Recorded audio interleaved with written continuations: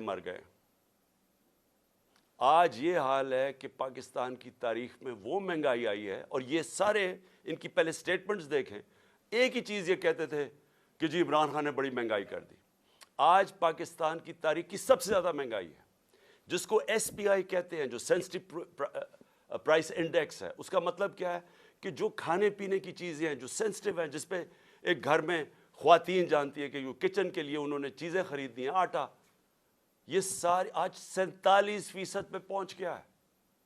47% پہ S P آئی پہنچ گیا, یعنی پاکستان کی تاریخ میں سب سے زیادہ مہنگائی ہے. جب ہمارا ملک بھی ٹوٹا, جب یہاں زلزلے آئے, یہاں سب کچھ ہوا, یہاں ہر کچھ ہوا, لیکن اس طرح کی مہنگائی نہیں آئی.